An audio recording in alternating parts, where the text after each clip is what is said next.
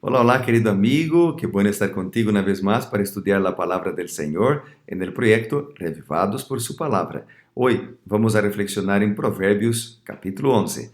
Quisiera invitarte antes a orar. Padre amado, alabado sea tu nombre, Señor, por la oportunidad que tenemos de estudiar tu palabra. Ahora pedimos sabiduría una vez más para comprenderla y practicarla también. En el nombre de Jesús, amén. Muy bien, Proverbios 11 es un lindo capítulo de la palabra de Dios y este capítulo presenta básicamente las características, o sea, la diferencia entre el justo y el impío, las características del justo y del impío, las consecuencias de las acciones del justo y del impío, del bueno y del malvado. Así que yo quisiera reflexionar contigo entonces en estas características que el capítulo presenta. Bueno, hay algunos nombres, algunas identificaciones, tanto para el justo como para el impío que el capítulo presenta. Entonces, por ejemplo, el versículo 2 llama a los impíos de soberbios y dice que ellos cosecharán deshonra, ¿verdad? Después llama en comparación a los justos de humildes y cosecharán sabiduría. Después llama a los justos de íntegros, de rectos, y a los impíos de pecadores. Y dice que a los pecadores les destruirá su propia perversidad. Después dice acá en el versículo 5, llama a los justos de perfectos. No es que los justos no tienen ningún tipo de pecado, porque en el versículo 6 se explica lo que significa ser perfecto. Dice que los justos son rectos. Entonces, los perfectos, es decir, los que son rectos, íntegros, fieles, estos se endereza su camino. Pero los impíos, que aquí son llamados de malvados, caerán por su propia impiedad, es decir, cosecharán sus propias siembras. O sea, nosotros cosechamos lo que plantamos, ¿verdad? Y acá el capítulo presenta muy bien esto, que no hay ah, una, una siembra que no tenga una cosecha. Si sembramos el bien, cosecharemos el bien. Si sembramos el mal, cosecharemos el mal. Bueno, el versículo 7 llama al que es impío de malvado y dice que su destino es la muerte. Y más, el versículo 7 dice que cuando muere el malvado, perece su esperanza. La más grande esperanza que el justo tiene, además de todas las bendiciones que el Señor le da acá en la tierra, es la esperanza de la segunda venida de Jesús, que es presentada a lo largo de alrededor de 2500 veces en la Biblia. Y por ejemplo, en Mateo capítulo 24, 25, 1 de Corintios 15, 1 de Tesalonicenses 4, son algunos de los capítulos que presentan esta bendita esperanza, la segunda venida de Cristo, que vendrá para dar la vida eterna a todos los justos, pero destruirá a todos los que han elegido ser impíos. Entonces, por eso la Biblia dice acá, en el versículo 7, que cuando muere el hombre malvado, también perece su esperanza. Y también un detalle de este versículo es que nuestra oportunidad que tenemos para aceptar a Cristo, andar en sus caminos, es ahora, no es después de la muerte. Todo termina con la muerte. Cuando una persona muere y cierra sus ojos, entonces después abrirá sus ojos en el día de la resurrección para ver a Jesús volver en las nubes de los cielos. No habrá otra oportunidad. La oportunidad que tenemos para aceptar la esperanza, aceptar a Cristo, es ahora. Por lo tanto, Jesús toca en la puerta de nuestro corazón y llama para que podamos abrir la puerta. Y si abrimos, porque la decisión está en nuestras manos, si abrimos la puerta de nuestro corazón, Jesús entra para transformar nuestras vidas, para traer alegría, para traer esperanza, para arreglar lo que está roto, ¿no? Entonces, abre la puerta de tu corazón para Jesús. No tardes más. Jesús te está llamando para que seas justo, transformado por su Santo Espíritu. Bueno, también encontramos acá otras calidades o nombres dados a los justos y a los impíos. El versículo 8, el justo es llamado de justo y dice que él es librado de la tribulación, pero el impío, que es acá llamado de hipócrita en el versículo 9, él daña a su prójimo, no respeta a su prójimo.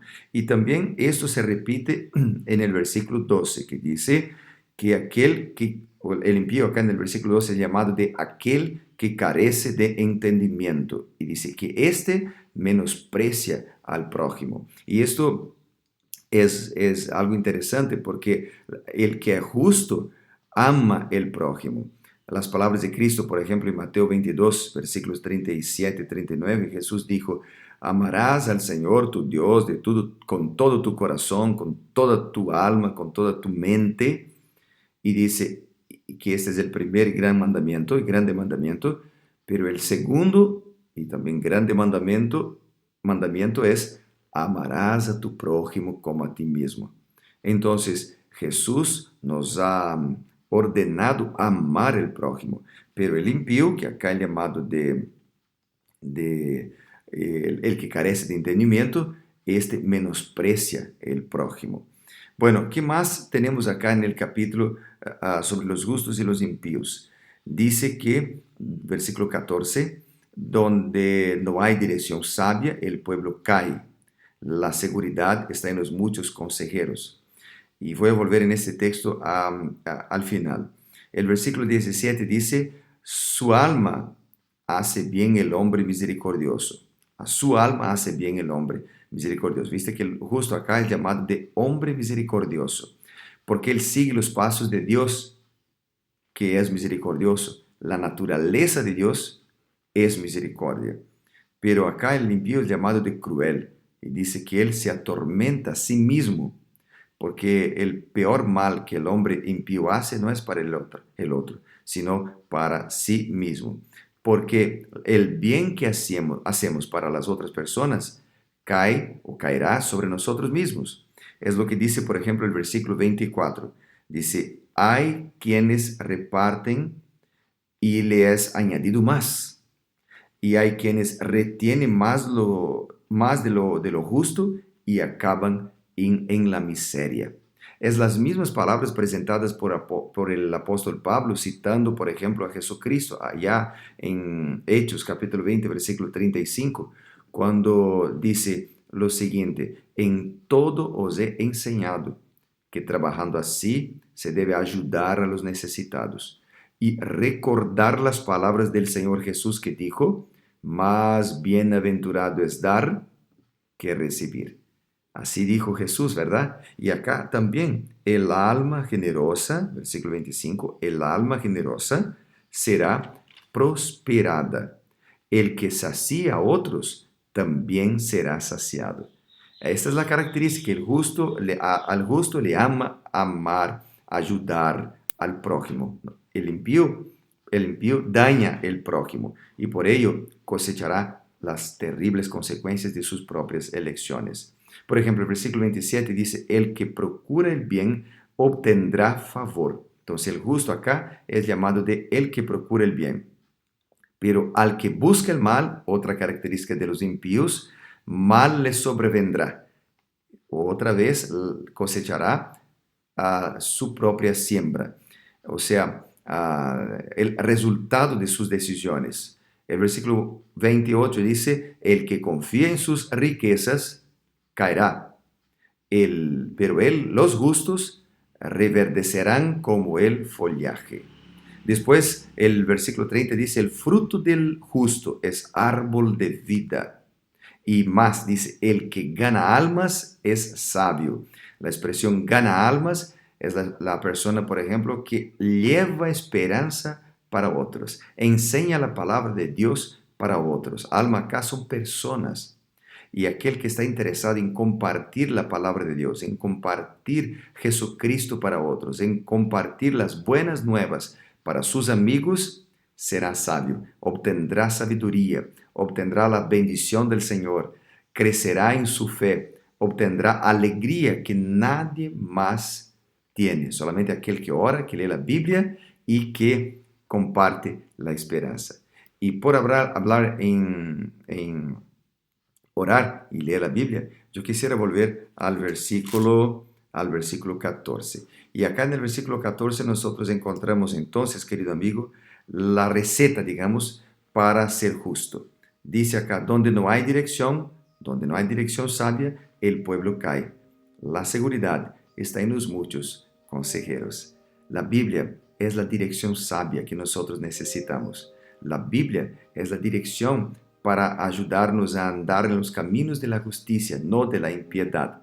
Por lo tanto, Dios te está llamando hoy para ser un lector, un estudiante de la palabra del Señor, de tomar tiempo para orar y de tomar tiempo para compartir esperanza para tus amigos, porque solo así vamos a elegir bien con la multitud de consejeros que hay en la Biblia. Claro, es bueno antes de tomar una decisión escuchar la opinión de varias personas, de expertos, ¿verdad? De los más experientes. Esto nos trae seguridad para tomar decisiones correctas. Pero la opinión de los padres, ¿verdad? De un discipulador. Pero antes que todo, escuchar la opinión de Dios que está en la palabra del Señor. Si así lo hacemos, seremos muy, pero muy bendecidos. Que Dios te bendiga en esto. Vamos a orar. Padre amado, alabado sea tu nombre por la oportunidad de estudiar tu palabra cada día para ser bendecido con sus consejos. Ahora entregamos todo lo que tenemos en tus manos, pues oramos, Padre, confiados en ti, en el nombre de Jesús. Amén. Que Dios te bendiga. Nos vemos mañana acá para ser reavivados por su palabra. Chao, chao.